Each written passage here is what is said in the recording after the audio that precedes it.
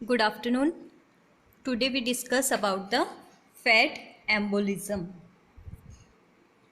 First we discuss on history. The embolism was diagnosed in 1873 by Dr. von Bergmann. In 1879, Pengate and Salisbury published description of fat embolism syndrome. Now we come on definition. Fat particles or droplets that travel through the circulation it called fat embolism. जो fat particles होते हैं या droplets जो होते हैं वो अपने place से अगर सर्कुलेटरी सिस्टम के अंदर एंटर करते हैं तो उसको बोलते हैं fat embolism. Second definition, a process by which fat emboli passes into the blood stream and loads within the blood vessels. कि फैट एम्बोलिज्म जो है वो एक प्रोसेस के थ्रू ब्लड स्ट्रीम में आते हैं और जो स्मॉल ब्लड वेसल्स है या अकॉर्डिंग टू साइज जो ब्लड वेसल्स है उसके अंदर लोड्स करते हैं, ब्लॉक करते हैं. Third definition, fat embolism syndrome, serious manifestation of fat embolism occasionally cause multi-system dysfunction. The lungs are always involved and next is brain. कि fat embolism syndrome जो है ये है serious manifestations होता है fat embolism का. इसके अंदर मल्टीपल सिस्टम जो होते हैं वो डिसफंक्शन करने लग जाते हैं. इसके अंदर मेन जो होता है फर्स्ट इन्वॉल्वमेंट होता है लंग्स का, पल्मोनरी सिस्टम का और उसके बाद सेकंड होता है ब्रेन का, जिससे क्या होगा पूरे के पूरे जो सिस्टम रहेंगे मल्टी सिस्टम वो प्रॉपरली वर्क नहीं करते हैं. टू टर्म्स होती है fat embolism and fat embolism syndrome, दोनों डिफरेंट है. Fat embolism is a well known complication of skeletal trauma या surgery involve. Mainly femoral medullary canal जो है उसकी अगर कोई इंस्ट्रूमेंटल सर्जरी हो रही है तो चांसेस ऑफ फैट एम्बोलिज्म होता है. बट फैट एम्बोलिज्म सिंड्रोम जो है ये physiological response to fat within the systemic circulation. Definition से ही पता पड़ रहा है कि फैट एम्बोलिज्म सिंड्रोम जो है वो क्या होगा, मल्टी सिस्टम डिसफंक्शन है ना, इसीलिए इसको बोलते हैं fat embolism syndrome. Now we come on incidence. Mainly 10 to 20% chances जो रहेगा वो फैट एम्बोलिज्म डेवलपमेंट होने का चांस रहता है टोटल एम्बोलिज्म में. The embolization of fat can be detected in almost all patients who sustain a pelvic or femoral fracture, but the incidence of FES is less than 1%. Mainly जो है 10 to 20% chances जो रहेगा वो एक तो total embolism है उसका type होता है और साथ में अगर कोई पेल्विक या फिमोरल फ्रैक्चर होता है तो उसके अंदर भी 10 to 20% चांसेस जो रहेगा इंसिडेंस फैट एम्बोलिज्म का. लेकिन उस फैट एम्बोलिज्म से फैट एम्बोलिज्म सिंड्रोम डेवलप होने का चांस जो रहता है वो लेस देन 1% रहता है. Next we come on causes of fat embolism जो है इसके अंदर फर्स्ट होता है ब्लंट ट्रॉमा. जैसे लॉन्ग बोन का फ्रैक्चर है या ऑर्थोपोडिक है फ्रैक्चर है वो आते हैं. ब्लंट मतलब अगर विदाउट शार्प है ना, जो होगा ट्रॉमा उसको बोलते हैं ब्लंट ट्रॉमा.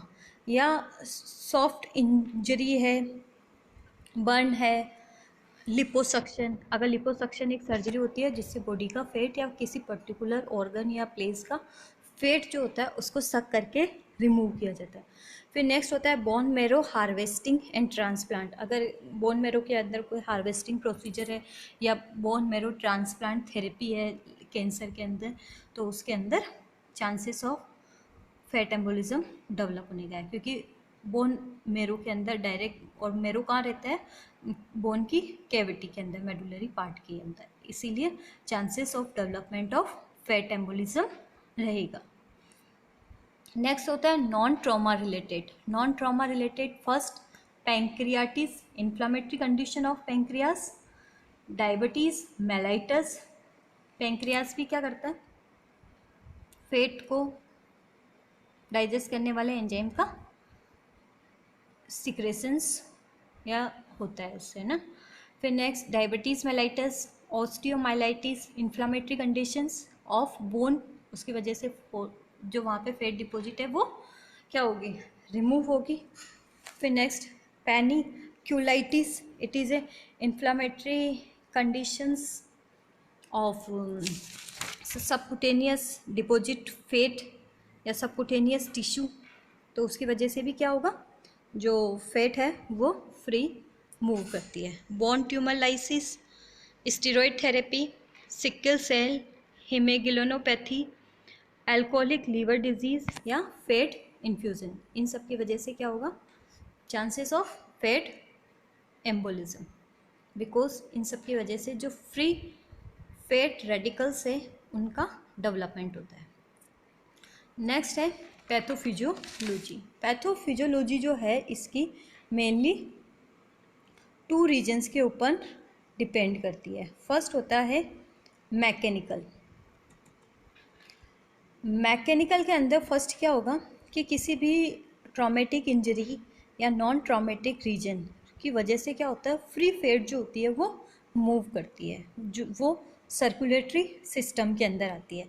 सर्कुलेटरी सिस्टम के अंदर क्यों आएगी, क्योंकि मे बी जहाँ से ब्लड स्ट्रीम ओपन हुई है वहाँ पे जो वेन या आर्टरी है उसके प्रेशर को इम्बेलेंस है। प्रेशर जो है वो नॉर्मल से अगर कम होता है या ज़्यादा होता है तब क्या करेंगे, फैट मॉलिक्यूल्स जो है वो ब्लड स्ट्रीम के अंदर मूव करते, मूव करने के बाद वो कंटिन्यू सर्कुलेटरी सिस्टम जो रहेगा उसके अंदर मूव करेगा। मेनली चांसेस जो रहते हैं वेन के अंदर जो रहेगा फैट का मूवमेंट, जो वेन के थ्रू फैट ग्लोब्यूल्स जो रहेंगे वो मूवमेंट करेंगे।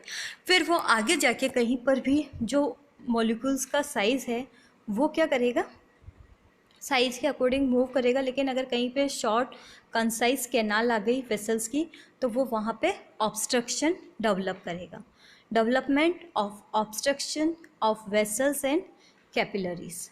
फिर ये रहेगा यहाँ पे, फिर ब्लड कंटिन्यू इस पर फोर्स करेगा तो क्या होगा, मेनली जो रहेगा वो फोर्स की वजह से मे बी चांसेस हो मूव करे, या वो जाएगा पल्मोनरी सर्कुलेशन के अंदर, क्योंकि वहाँ की वेसल्स कैपिलरीज जो रहेगी वहाँ पे जाके वो ऑब्स्ट्रक्शन देगा। फिर उसके बाद आगे कहीं जाता है, कुछ पार्ट्स जो रहते हैं वो सिस्टमिक सर्कुलेशन को भी ब्लॉक करते हैं। ब्लॉक करने की वजह से क्या होगा, proper oxygen supply, blood supply जो है वो डिस्टर्ब होती है, और डिस्टर्ब होने की वजह से जो ऑर्गन है वो प्रॉपरली वर्क नहीं करते। ये है मैकेनिकल थ्योरी। सेकंड होती है बायोकेमिकल हाइपोथेसिस। बायोकेमिकल हाइपोथेसिस के अकॉर्डिंग जो रहता है, इसके अंदर रहते हैं कि कोई भी अगर रीजन्स हो, mainly non medicated non traumatic reason, उसकी वजह से क्या होता है, फ्री फैटी एसिड्स जो है वो मूव करते हैं ना। Toxicity of free fatty acids जो होता है उसका लेवल इंक्रीज हो जाता है। ये फ्री फैटी एसिड्स जो जहाँ पे अपने डिपॉजिट रहेंगे वहाँ पे अगर इन्फ्लामेटरी कंडीशन है तो वो क्या होंगे, फ्री मूव करेंगे पर्टिकुलर ऑर्गन के अंदर, वहाँ से वो सर्कुलेटरी सिस्टम के अंदर एंटर करेंगे। Mainly affect the pneumocytes, producing abnormalities in gas exchange, ऐसे फीचर्स डेवलप करते हैं। या उसकी वजह से क्या होगा, कोएग्जिस्टिंग शॉक डेवलप होता है, हाइपोवोलेमिया होता है, या सेप्सिस रहेगा, इम्पेयर्ड लीवर फंक्शन रहेगा, ये सब मेन रीजन रहेंगे। फिर क्या होता है, या तो हार्मोनल चेंजेस है ना, हार्मोनल चेंजेस भी होगा, उसकी वजह से क्या होगा, काइलोमाइक्रोन्स जो एक फ्री फैटी एसिड होता है उसका डेवलपमेंट होता है। उसके वजह से क्या होता है, काइलोमाइक्रोन्स जो रहता है वो सी रिएक्टिव प्रोटीन की वजह से कन्वर्ट होता है कॉलिसेस, COALESC, कॉलिसेस। कॉलिसेस जो है वो ऑब्स्ट्रक्शन देता है लंग्स वेसल्स में। अगर उसका साइज अप्रोक्स या मोर देन 20 माइक्रोन्स होता है तब वो क्या करेगा, ऑब्स्ट्रक्शन देता है। साथ में क्या होता है कि ये जो कॉलिसेट्स जो रहेगा ये प्लेटलेट्स को और फिम्ब्रिन को, इन सबको भी अटैच करता है। एक और रहता है लाइपेज। लाइपेज जो होता है वो increase free fatty acid molecules develop करता है। और एक रीजन रहता है इन्फ्लामेटरी चेंजेस। बताया इन्फ्लामेटरी चेंज होगा तो एंडोथीलियल डैमेज होगा। एंडोथीलियल डैमेज होगा मेनली रेस्पिरेटरी सिस्टम का, तो वो डेवलप करता है एक्यूट रेस्पिरेटरी डिस्ट्रेस सिंड्रोम। आया समझ में, mechanical hypothesis and biochemical hypothesis. Simple mechanical theory बताती है कि कहीं पे कोई ट्रॉमेटिक इंजरी हुई तो फ्री फैट जो है डेवलप होगी, फ्री फैटी एसिड बनेंगे और फ्री फैटी एसिड जो है वो सर्कुलेटरी सिस्टम में आएंगे, पल्मोनरी सिस्टम में आएंगे और सिस्टमिक सर्कुलेशन में देंगे। अकॉर्डिंग टू साइज वो एक पर्टिकुलर एरिया के अंदर ब्लॉक करते हैं। मेनली जो है पल्मोनरी ब्लॉकेज होता है या ब्रेन के जो रहेगा नर्वस सिस्टम के जो सप्लाई रहेगी उसमें ब्लॉकेज करता है। ब्लॉक करने की वजह से क्या होगा, ऑक्सीजन सप्लाई जो है वो डिस्टर्ब होगी और ऑर्गन अपना प्रॉपरली वर्क नहीं करते। नेक्स्ट है बायोकेमिकल हाइपोथेसिस। बायोकेमिकल हाइपोथेसिस जो होती है वो बेसिकली डिपेंड होती है नॉन ट्रॉमेटिक फीचर्स पे, जैसे कि इन्फ्लामेटरी रिएक्शन है ना, इन्फ्लामेटरी पैंक्रियाटिस है ना, हेपेटाइटिस हो गया, या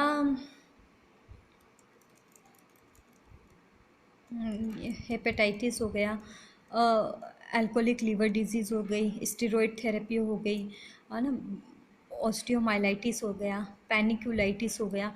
तो इन इन्फ्लामेटरी कंडीशंस की वजह से क्या होगा, वहाँ पे जो डिपॉजिट फैट है वो क्या होगी, इन्फ्लामेटरी कंडीशन की वजह से एंडोथीलियल इंजरी होगी। एंडोथीलियल इंजरी होने की वजह से वहाँ पे जो डिपॉजिट फैट है वहाँ से फ्री फैटी एसिड्स डेवलप होंगे। फ्री फैटी एसिड्स जो है वो सर्कुलेटरी सिस्टम में मूव करते हैं। सर्कुलेटरी सिस्टम में मूव करने में क्या होता है, हाइपोवोलेमिया, सेप्सिस या liver imbalance, liver function properly नहीं करते। और एक है जो फैटी एसिड्स जो रहेगा जैसे कि काइलोमाइक्रोन्स जो है वो रिलीज़ हुआ, उसके ऊपर सी रिएक्टिव प्रोटीन ने वर्क किया और उसको कन्वर्ट करा कॉलिस में, और कॉलिस जो है वो ऑब्स्ट्रक्शन डेवलप करेगा अगर उसका साइज़ 20 माइक्रोन से अप्रोक्स है या ज़्यादा है। साथ में इसकी प्रॉपर्टीज़ होती है प्लेटलेट एंड फिब्रिन को क्या करना, अडहेयर करने की। फिर नेक्स्ट होता है लाइपेज। लाइपेज जो है वो increase free fatty acid level करता है। Next we come on clinical features. Clinical features जो है वो 3 टाइप्स के होते हैं।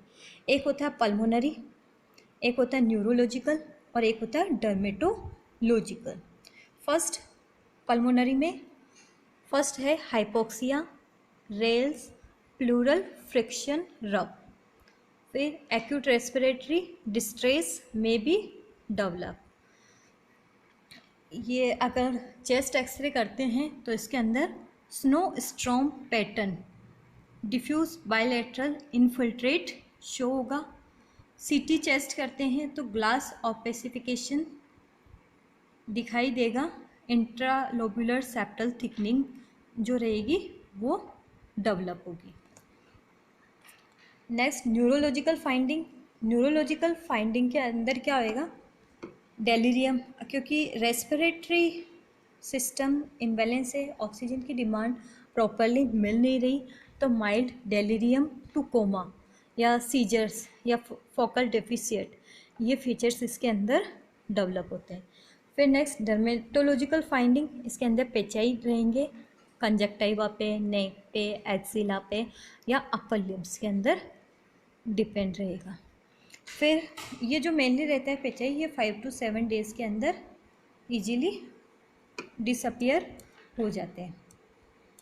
टेकिपनिया और हाइपोक्सीमिया चेंजेस, जैसे कलर जो स्किन का है वो ऑक्सीजन की अगर डेफिशिएंसी होती है तो कैसा दिखाई देगा, ये फीचर्स इसके अंदर डेवलप होंगे। फिर नेक्स्ट होता है डायग्नोसिस क्राइटेरिया। डायग्नोस्टिक क्राइटेरिया के अंदर फर्स्ट होता है गर्ड क्राइटेरिया। गर्ड क्राइटेरिया है जो गर्ड जो था साइंटिस्ट उसके ऊपर डिपेंड है, उसने दिया था। इसके अंदर जो फीचर्स डेवलप होते हैं फैट एम्बोलिज्म के, वो 2 कैटेगरी के अंदर है। एक होता है मेजर क्राइटेरिया, एक होता है माइनर क्राइटेरिया। मेजर क्राइटेरिया के अंदर इसने बताया एक्सिलरी और subconjunctival petechiae, hypoxaemia, CNS depression, pulmonary oedema, ये है इसके मेजर क्राइटेरिया।